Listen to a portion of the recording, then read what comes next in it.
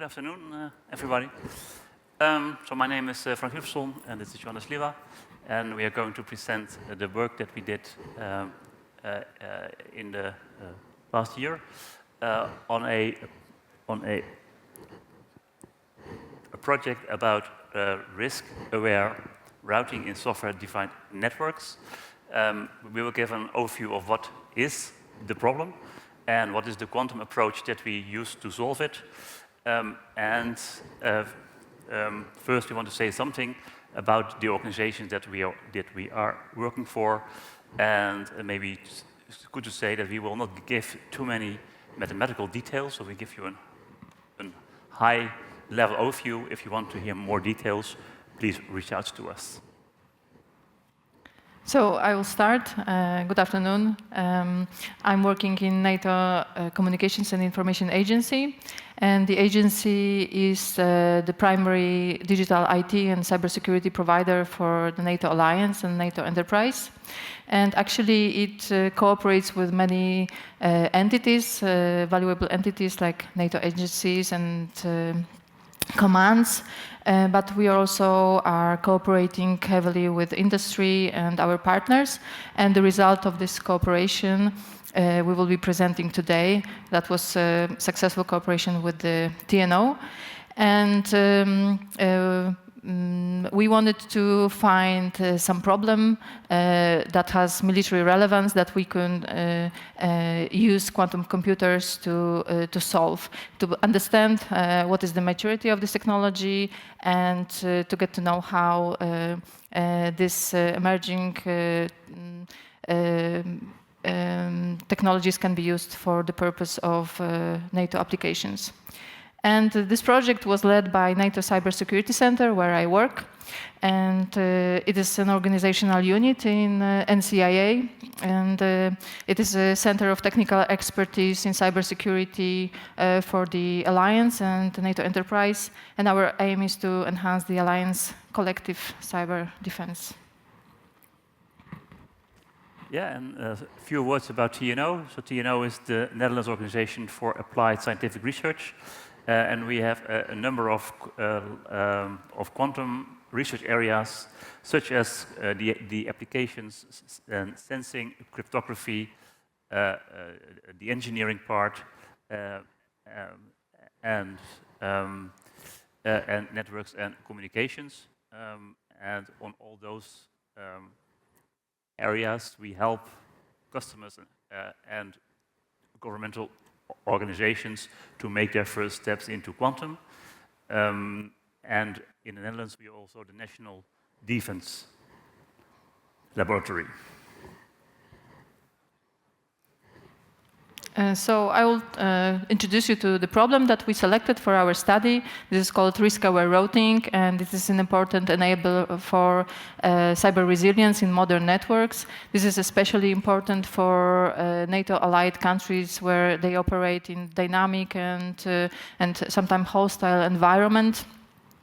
And this routing type, it involves selecting the network path, taking into account the objective of minimizing the exposure to security risks, and at the same time staying at the required level of the quality of service and use of network resources. And traditional routing protocols like OSPF or BGP, they usually select the shortest path in the network or the least cost. But risk-aware routing is performing more complex computations. And at the beginning, it verifies the security posture of every node and link in the network, and then calculates the route that does not have to be the shortest but to present the highest level of security. And while selecting this path, it is important to take into account security objectives. For example, confidentiality, the assurance that information is not accessed by a malicious party.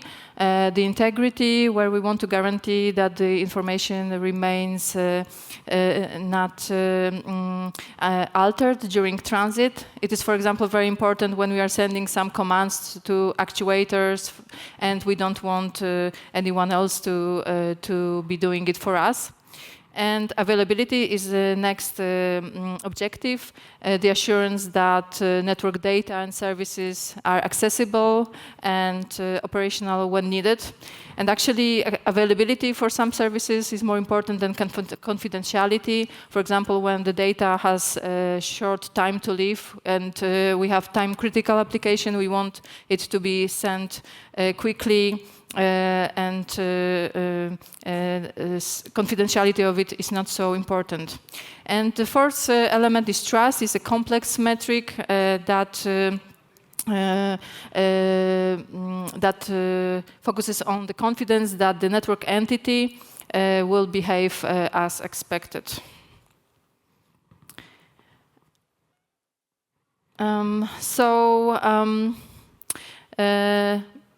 Risk-aware routing is crucial for maintaining security and efficiency in the networks that are exposed to various cyber threats.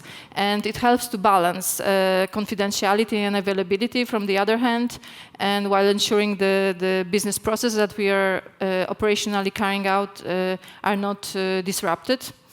And it is not a static routing. It adapts in real time to the security posture and security landscape of threat landscape of the network, and can provide real-time response to what is happening in the network and potential threat that we can find there.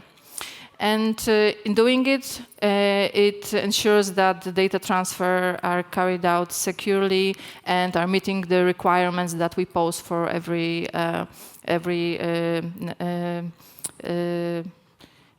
data transfer. And this problem has been also academically defined by Professor Amanovich and one of my colleagues, Konrad Wrona from the NATO Cybersecurity Center. And they formulated so-called multi-objective optimization problem in two versions. So-called basis formulation includes throughput, along with the other security objectives that I have been already mentioning. And we have relaxed formulation that is excluding throughput, that is based only on security parameters for highly sensitive data transfers. And they also provided some mathematical model to calculate the risk and to do this, taking into account these complex trade-offs that I was talking about. And the model also provides the possibility to set minimum requirements for our objectives. I'll pass over to Frank now. Yes, so the work that was presented in that article, we tried to translate that to an approach that we could run on the quantum annealer. I think that's not that much discussed until this afternoon today. So the quantum annealer that we used is the machine by D-Wave. That's actually fit to solve optimization problems that has a specific form, a QUBO formulation, a quadratic unconstrained binary optimization problem. So the main exercise that we did was translating the multi-objective optimization problem to this QUBO formulation. And the way that we did that is actually that we had to find an approximate formulation of the main objective, because in the original work, this was a distant measure with a square root in it, and that doesn't fit the QUBO formulation. So what we did actually is we created an approximate formulation that behaves similarly, but that fits the QUBO formulation. And also, we do not only want to optimize the objectives, but we also want to have some minimum guarantees of each of those objectives. And that means that we have also a number of inequality constraints that are difficult to model in a QUBO formulation.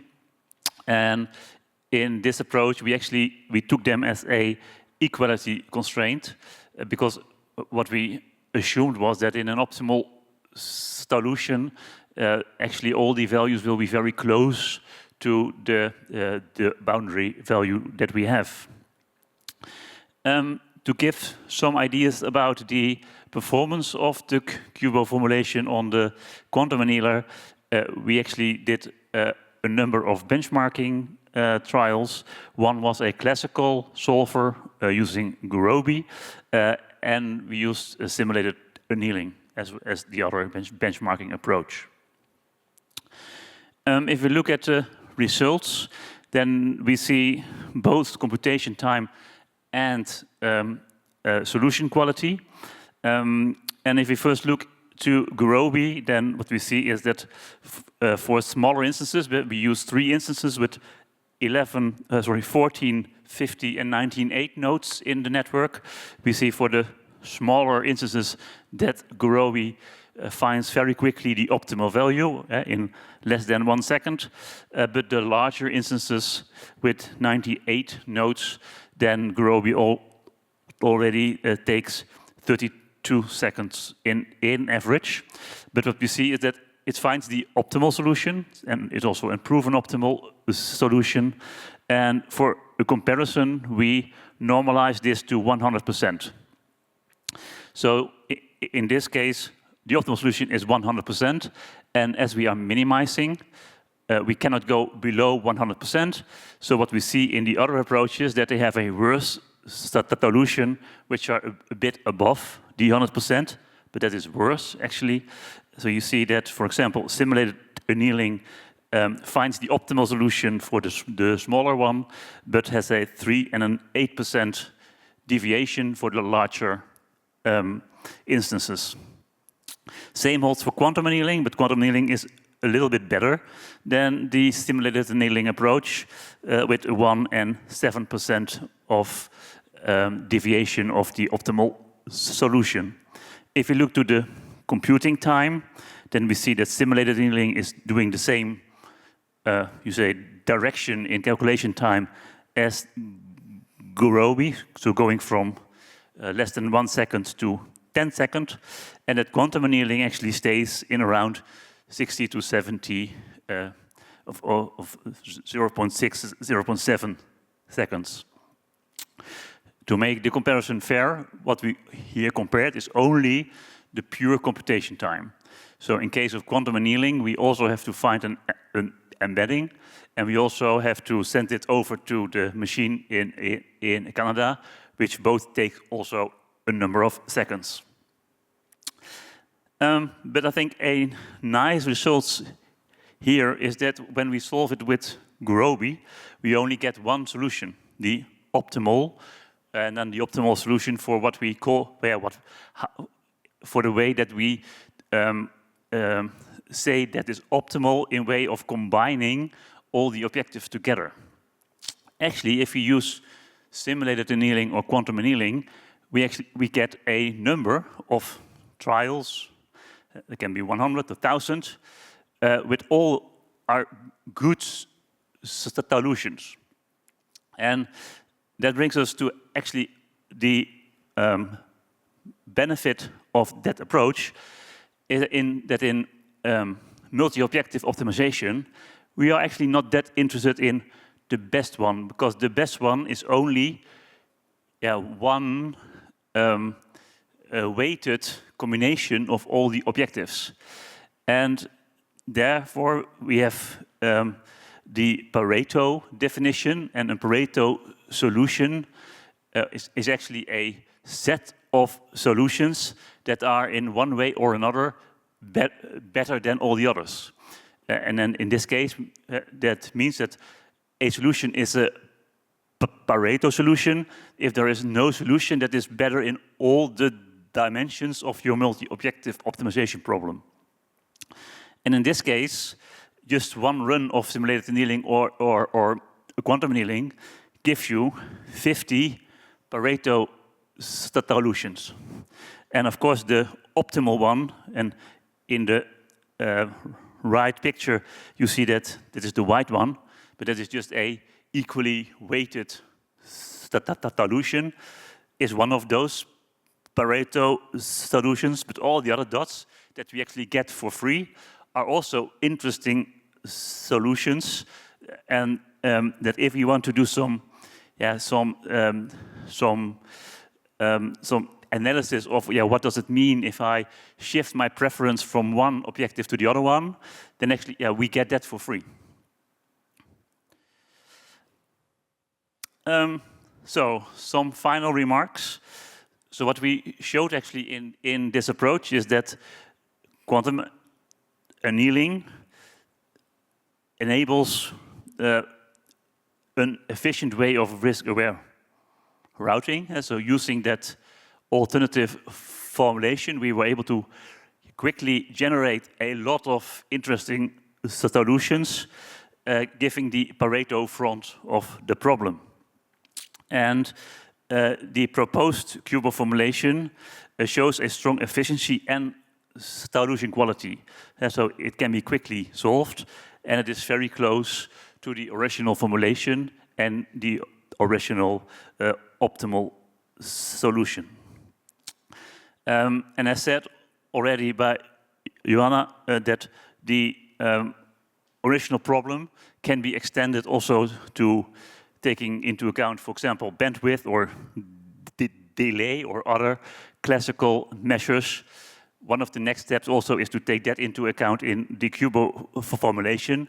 And then we can look into what it means to have this in a practical implementation. So if it is, whether it is really possible to implement this in a running network, I would say. But then we need to go into the standardization part to see whether this can be implemented in real hardware. So if you have any questions about the research, if you want to see more mathematical details, please contact us. Our email addresses are on the screen. If there are any other questions for now, please let us know. Thank you very much. Thank you.